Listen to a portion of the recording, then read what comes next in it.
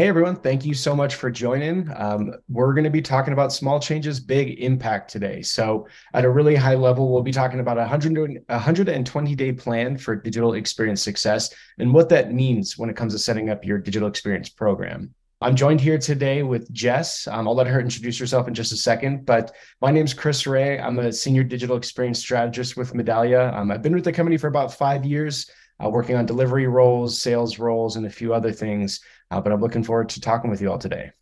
Thanks, Chris. Best part about this webinar is that Chris and I used to work together for almost all of those 5 years. So we've seen the inside look from our customers working with some of the biggest brands in the world. Introducing myself, I'm Jess Gangemi. I'm the head of digital solutions here at Medallia globally, and my team works with thousands of brands around the globe in helping them use our products to improve their digital channels. A lot of the questions that we get from customers are something as simple as this: I've launched a program. Now, how do I start seeing wins? A lot of our customers get a little hung up on scores. They start to think about their NPS. They start to think about benchmarking. But what we want to talk about today is how do you transform real insights, verbatim feedback, the signals you're getting from the behaviors of your customers into actions that add value for your program. So let's look at what a 120-day plan may look like when setting up a program. And again, keep in mind, these are guidelines, not hard and fast timelines. If you don't meet these timelines, you're not in a better or worse place. But we just want to clarify again that these are just general timelines that we see a lot of clients and recommend clients shoot for. So the first 30 to 60 days, you typically want to start off by aligning on your business goals. Now, you'll have done this with your commercial teams when you started becoming a Medallia client, and we'll translate that to the professional services situation as well. But aligning on business goals, this means what do you want to get out of your program? What are the outcomes that you're looking for? What's important to the business? The second part of that is building your program. It's kind of the tactical part of question design. Where are you putting your surveys? Who's responsible for reading the data and actioning it? Now, the second step here is at the 90-day mark. Once you've got your program set up, you know what you're marching towards, what your goals are, and you've got your surveys designed and launched, what you want to start looking at is uncovering and acting on low-hanging fruit. I think there's this notion with a lot of these CX programs that there's going to be this big light bulb moment and we'll find something that is going to save us millions of dollars in the snap of a finger. And that is possible, but it is not the most common way that programs find success. When we say low-hanging fruit, it could be something as simple as updating a button or changing some text or a page layout that could really help do something like increase conversions or even increase certain metrics and scores, right? So we don't want you to always think that it has to be these big picture goals that help you achieve your business outcomes. It could be small things that add up over time. Now, finally, at the 120 days mark, what we're going to talk about is telling your story across the org and showcasing your return on investment. Now, this part is really, really critical on an ongoing basis, but at 120 days is typically when you have, I would say, enough data to tell your story and really formulate a narrative. At a high level, what telling your story means is sharing this data across the organization and with key stakeholders so they understand what your customers are seeing, so they can really empathize and potentially act with you as partners in your organization.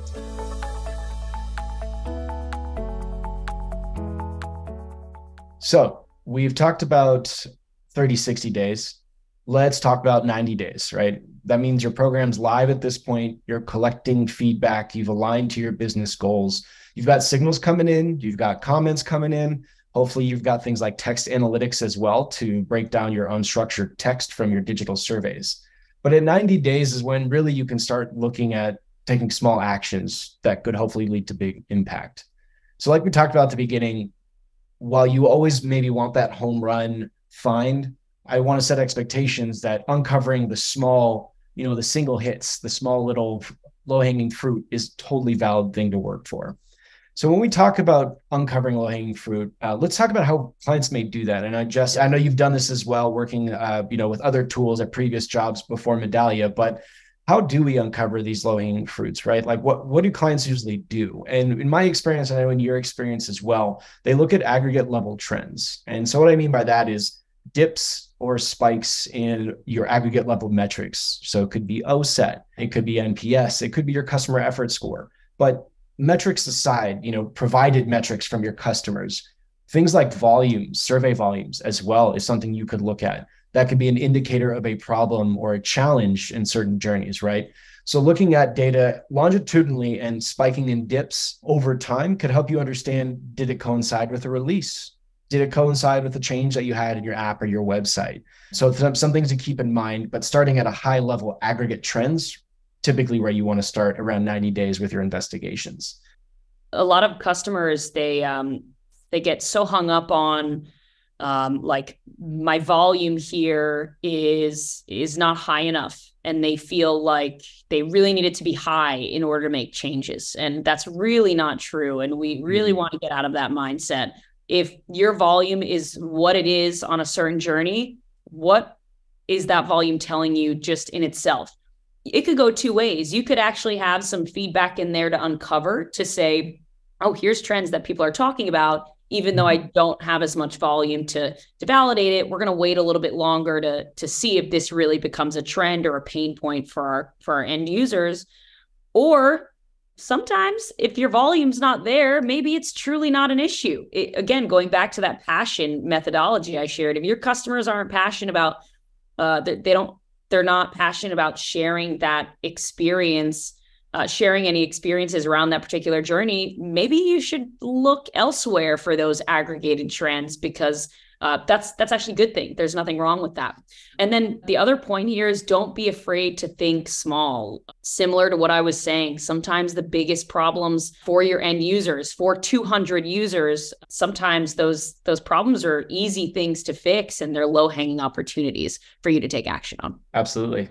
Could be as small as just fixing the color of a button or, some things like this. And we'll talk about an example in just a little bit here, but think small, right? Think small with your program. And one thing I also want to recommend, and I've had clients do this, is they track their wins and the things that they find. And everyone does it a little bit differently. And I, recommend doing this in your career, Jess, as we've talked about many times, like you coached me on how to track your small wins. But if you're a program owner, you should be tracking these small wins, right? If you share any feedback with someone that leads to even a small change, eventually you're going to need to report that to someone to show the value of the ROI when you have to tell your story at the next step. So something we can talk about more in just a minute here.